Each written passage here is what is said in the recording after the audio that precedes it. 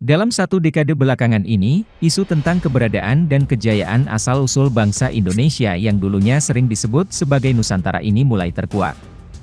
Bahwa Nusantara adalah pusat peradaban dunia yang dimulai dari Atlantis, Lemuria, dan Sundaland, mulai banyak diwacanakan. Apalagi disimpulkan pula bahwa, bangsa Arya yang sering disebutkan sebagai bangsa terbaik dunia itu, adalah berasal dari Nusantara.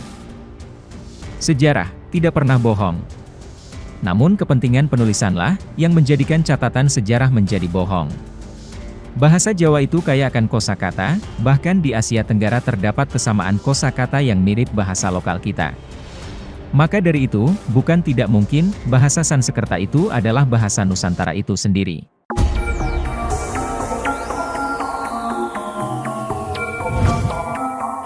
Selama ini, bangsa Indonesia diajari sejarah berdasarkan dari peneliti sejarah bangsa penjajah, dan diajarkan di sekolah dasar menengah, juga diajarkan kepada para mahasiswa sejarah, dan yang telah menghasilkan para sejarawan besar Indonesia, yang sesungguhnya adalah sejarah dan arkeologi yang palsu. Karena, sejarah dan arkeologinya buatan kolonial Belanda, penjajah bangsa Indonesia. Jadi, hampir semua sejarah dan arkeologi yang beredar itu, adalah sejarah yang bohong besar, yang ditujukan agar Indonesia tak punya jati diri. Isu ini mengatakan, sejarah yang kita kenal sekarang ini, adalah hasil perbuatan konspirasi Belanda atau negara barat lainnya, untuk mengecilkan Indonesia. Pemikir Perancis yang anti-kolonial, Frantz Fanon, menguraikan bagaimana kolonialisme menghancurkan budaya dan karakter rakyat yang dijajah, dan akibatnya, rakyat di negara jajahan ditinggalkan dalam kebingungan intelektual, serta hilang kesejatian identitas diri. Perpustakaan Leiden adalah perpustakaan tentang Indonesia terlengkap di dunia, yang menyimpan 26.000 manuskrip kuno milik Indonesia. Perpustakaan Nasional Indonesia sendiri saja, hanya mengoleksi 10.300 manuskrip kuno. Belanda, dicurigai telah berhasil membuat kita buta, siapa sejatinya leluhur nenek moyang bangsa Indonesia. Ada banyak kejanggalan, yang memaksa kita untuk harus menarik semua dokumen kuno milik leluhur kita dari Belanda. Harus mengkaji, merevisi catatan sejarah bangsa, merekonstruksi dan menulis kembali dengan benar.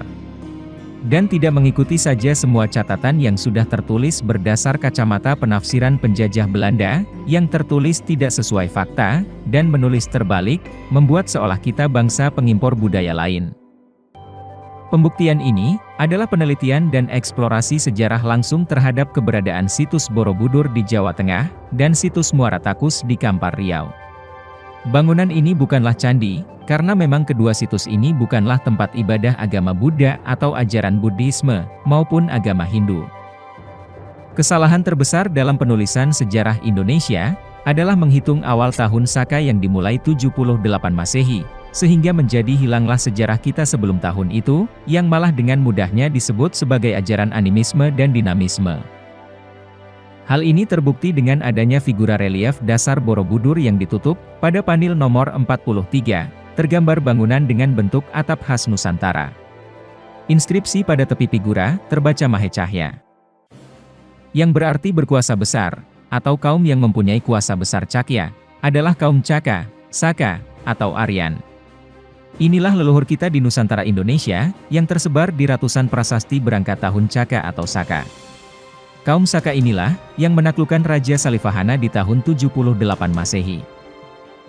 Hal ini membuktikan, bahwa kaum Saka sudah ada jauh sebelum tahun 78 Masehi. Mahecakya, Cakya, Skitya, Saka, atau Aryan, adalah leluhur bangsa di Nusantara atau Indonesia, yang telah maju lebih dahulu. Sumbangan terbesar kaum Saka atau Arya bagi peradaban, adalah pengenalan konsep Dharma. Inilah konsep ajaran leluhur Nusantara, yang tergambar di Borobudur berawal di Svarnadvipa, yang hingga kini tersimpan sempurna di Bali. Leluhur bangsa Indonesia terdahulu, para Brahman, disebut oleh sejarawan Eropa sebagai Brahmanisme, sebelum kitab Veda dituliskan. Mereka adalah kaum Saka para Aryan, yang membawa ajaran dharmik original keluar Nusantara, dan mendasari lahirnya Buddhisme, Hinduisme, dan Jainisme di India. Ajaran asli bangsa Indonesia terdahulu, dharmik original, berawal dipelajari di Svarnadvipa atau Sumatera, tepatnya di area yang dahulu merupakan landmark tempat pembelajaran dan pendidikan, yaitu situs Muara Takus. Inilah area atau tempat yang dikunjungi para peziarah atau pelajar Tiongkok dan Asia lainnya, yang datang untuk belajar, mencatat ajaran leluhur kita, kemudian dibawa dan dikembangkan di negerinya masing-masing. Bukan membawa ajaran Buddhisme, lalu disebarkan ke Nusantara. Syama Rao menulis buku elektronik berjudul The Anti-Sanskrit Scripture, dan dipajang di Perpustakaan Maya Ambedkar, yang sekarang sudah dihapus. Rao mengkritisi anggapan akademis, bahwa bahasa Sanskerta adalah induk semua bahasa di Asia Selatan, bahkan sampai Eropa Barat. Demikian juga aksara Devanagari, yang diaku-aku berasal dari negeri para dewa. Rao menjelaskan, banyak kelemahan bahasa Sanskerta dan aksara Devanagari. Bahasa Sanskerta yang sejak zaman kuno dipropagandakan oleh bangsa Aryan sebagai bahasa suci dan bahasa dewata serta induk bahasa-bahasa di Hindustan, bahasa Persia, Inggris, dan Jerman itu, mengandung kerumitan tata bahasa, dan memiliki terlalu banyak karakter atau alfabet. Rao membuat daftar perbandingan jumlah karakter bahasa-bahasa primitif termasuk Sanskerta sebagai berikut. Memang, jauh lebih banyak jumlah karakter Cina atau Sumeria. Namun di bahasa-bahasa itu, setiap karakter mewakili satu makna gramatikal suatu kata atau morphem. Sedang dalam bahasa Sanskerta, satu aksara Devanagari hanya melambangkan bunyi, cara baca, perubahan bentuk kata, dan lain-lain aturan gramatikal yang sangat rumit. Agak mirip dengan huruf-huruf Timur Tengah seperti Ibrani dan Arab, tetapi Sanskerta jauh lebih rumit. Belum lagi tata bahasanya, yang tidak konsisten jika dikelompokkan sebagai bahasa daratan Asia Selatan ke Barat. Bahasa Sanskerta tidak membedakan jenis kelamin, tidak mengenal tenses, tidak ada konsep tunggal dan jamak, serta tidak ada partikel, tetapi banyak sinonim dan homonim, yang mirip dengan kelompok bahasa Nusantara. Anehnya, kosakata bahasa Sanskerta banyak yang mirip bahasa-bahasa Asia Selatan, Asia Barat, hingga Eropa Barat.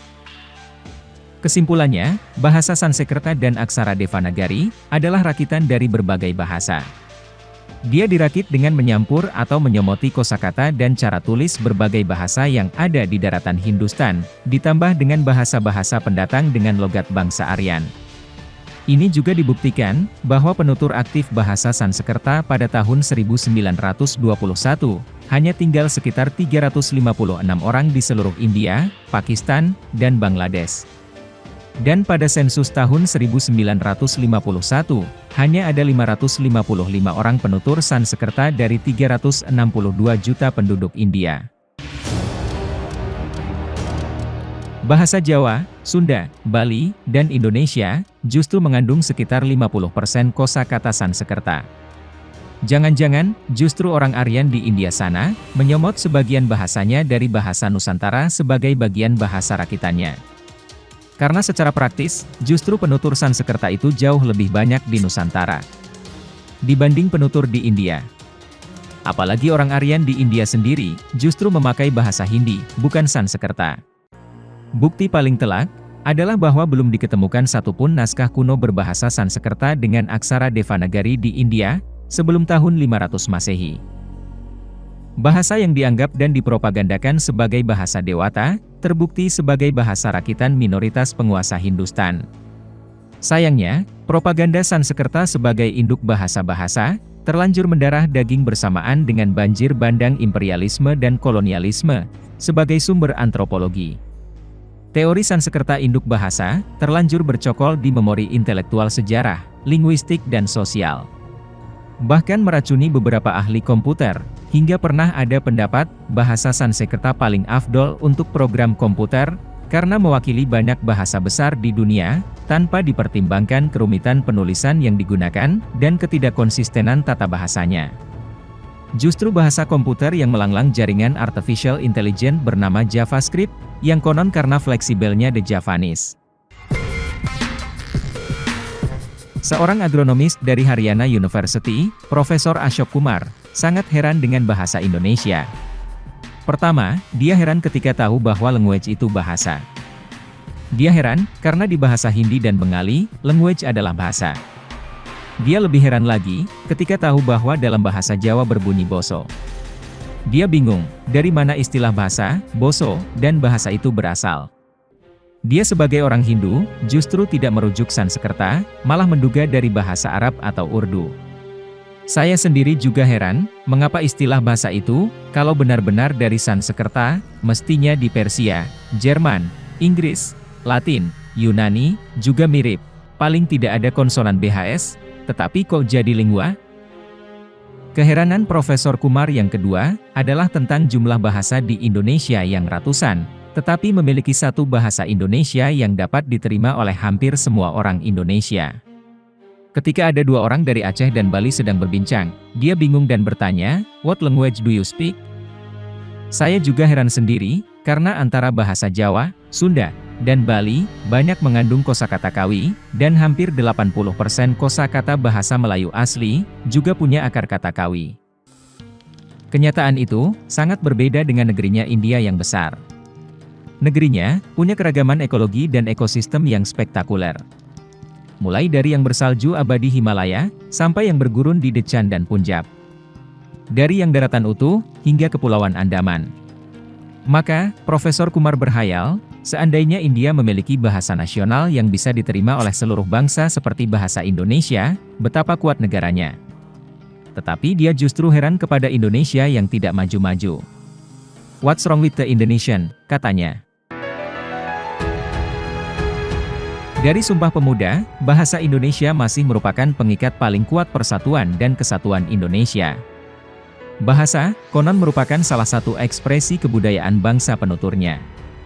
Artikel di majalah ilmiah populer Hort Science, yang membahas tentang asal-usul tanaman tales-talesan yang ada di Oseania, Polinesia hingga Hawaii, lalu menyebar ke Jepang, Cina, dan Korea, yang diduga, dulu-dulunya dibawa oleh penjelajah lautan kuno dari Nusantara, sebagai bekal bahan makanan. NHK TV Jepang pada akhir tahun 2003 lalu, juga pernah sewaktu membahas kebudayaan bangsa Hawaii. Di siaran itu, ada tarian tradisional yang diucapkan oleh pembawa acara sebagai Kokonatsu no Odori, atau tarian pohon kelapa, yang tulisan bahasa Hawaiinya ada kata kalapa. Nusantara telah punya bahasa yang satu, berarti budayanya juga satu. Jadi, bahasa manakah yang bahasa induk? Sanskerta atau bahasa-bahasa Nusantara yang diwakili oleh bahasa Indonesia? Sayangnya, bahwa dalam sejarah penyebaran manusia, bangsa Nusantara terlanjur dianggap sebagai pendatang dari Indochina. Meskipun, kita tidak menemukan sama sekali kosakata Indonesia atau Jawa yang mirip dengan kosakata Khmer atau Burma, namun yang ada, justru dulu raja-raja Kamboja memakai nama Akhirwarman, dan kebetulan pula salah seorang bangsawan dari daerah Pamalayu di Majapahit bernama Aditya Warman. Sementara nama Raja Kamboja sekarang justru Norodom Sihanouk, yang sama sekali tidak mirip dengan satupun kata Melayu, Jawa, Sunda, dan Bali. Kita kembali ke topik India. Sesungguhnya, leluhur kitalah yang mewarnai 3/4 muka bumi, yang diantaranya adalah India. Leluhur kita membawa falsafah Dharma, kemudian mendasari tumbuhnya 3 agama besar di sana. Nama-nama seperti Sanjaya, Sariputra, Dharmapala, Swarnakesa, Maudgalyayana, dan Swarnadwipi Dharmakirti, adalah putra terbaik Nusantara, Indonesia maju terdahulu, yang mewarnai India. Dan tokoh terakhir adalah Dapuntahiang, yang mewarnai Nusantara. Tentang Sanjaya, dalam kitab Bhagavata Purana disebutkan, Sanjaya putra Rananjaya, akan dilahirkan di masa depan dan menjadi raja. Dia akan memiliki seorang putra bernama Sakya. Mahabharata Vanaparva bab 265 ayat 10 disebutkan, Sanjaya, seorang pangeran di negara bernama Saufra. Pangeran Sanjaya inilah, yang membawa bendera dan berjalan di depan Jayadratha, dalam perjalanannya ke Pancali. Tertulis oleh Nagarjuna dalam Mahaprajna Paramita Sastra, menurut berbagai sumber, Sanjaya, guru Sariputra dan Maudgalyayana, tidak lain adalah Sanjaya Vairati Putra. Sanjaya Belatiputra di Pali, adalah salah satu dari 6 guru yang terkenal sesat. Doktrin agnostik yang dia anut, menghubungkannya secara erat dengan Amara Fikhepika, para sofis licik, yang dalam perdebatan memukul-mukul seperti belut. Sariputra dan Maudgalyayana, segera melampaui guru mereka. Dan Maudgalyayana, mempercayakan beberapa muridnya kepada mereka. Mahaprajna Paramasas menyebutkan, dalam tradisi lama, Sanjaya disajikan dalam cahaya yang tidak menguntungkan, sebagai bidat dalam tradisi yang lebih baru. Di buku ini, Sanjaya muncul sebagai pelopor Buddha.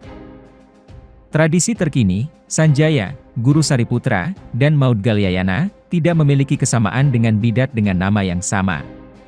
Dia bukan milik klan Vairati, tetapi milik keluarga kaya Kaundinya, jauh dari pengakuan pandangan agnostik. Ia mempersiapkan jalan untuk agama Buddha, dengan mengkhotbahkan kehidupan religius, ahimsa, brahmacharya dan nirvana. Dalam kitab yang sama menceritakan, guru mereka, bernama Chen Choye, saya melihat bahwa Raja Kintisvarnadvipa, baru saja meninggal. Jadi jelas, Chen Choye atau Sanjaya, adalah putra Nusantara, dan Sariputra, adalah murid Dharmapala. Nama tokoh Dharmapala ini, kemudian menjadi pimpinan di Universitas Nalanda India, cabang dari pusatnya, yaitu Universitas Dharmapala di Svarnadvipa. Universitas Dharmapala, berlokasi di Svarnadvipa, tepatnya di area matahari tanpa bayang, situs Muara Takus, sesuai catatan para pelajar Tiongkok, seperti Fahuan, Sung Yun, Hi Un Sang, Wining, dan I Ching. Para pesiarah Tiongkok yang mengunjungi Nusantara maju terdahulu, adalah untuk belajar, bukan sebagai misionaris. Mereka inilah yang mencatat, dan menjadi bukti, bahwa falsafah Dharma Nusantara, mendasari tumbuhnya 3 agama besar di India, yaitu Hinduisme, Buddhisme, dan Jainisme. Pada masa Dapuntahiang, falsafah Dharma kembali digaungkan di bumi Nusantara, membawa para resi menaiki kapal besar dari Dharmapala Svarnadvipa ke Jawa. Di sini sudah tersebar cabang tempat belajar Dharma, di antaranya terdapat di Vuana Sakapala, atau Borobudur. Terekam pada reliefnya, kapal besar bernama Pancalang, asal dari literasi kata Pancali, juga literasi kata Mahacakya, berarti bangsa Cakya yang agung. Falsafah Dharma pada era Kerajaan Nusantara, diselamatkan Majapahit ke Bali. Kerajaan Pajajaran, melarang memungut pajak di sini. Bali, menyimpan sempurna Dharma. Dan Bali, bukan India. Dharmic Nusantara, the initial philosophy of monotheist, atau Sang Hyang Tunggal, atau Sang Hyang Widiwasa, atau Acintya, all in one God. Acintya atau Atintya, berarti dia yang tidak bisa dibayangkan, yang tak terpikirkan, yang tak terbayangkan. Dan Acintya, bukan Krishna versi India.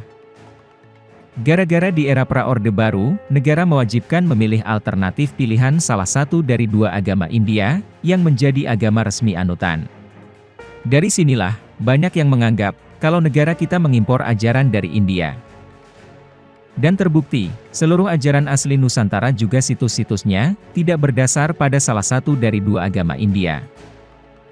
Tapi, falsafah yang terekam di seluruh ajaran asli Nusantara, yang juga tergambar di seluruh situs Nusantara lah, yang mendasari tumbuhnya 3 agama besar di India. Untuk itu, mulailah sekarang bangsa Indonesia menggali sendiri dan meneliti secara mendalam, tentang leluhur bangsa Indonesia, yang merupakan pusatnya peradaban dunia. Semua bukti sejarah tersebut tersebar, dan ada di Nusantara ini, dari Sabang sampai Merauke.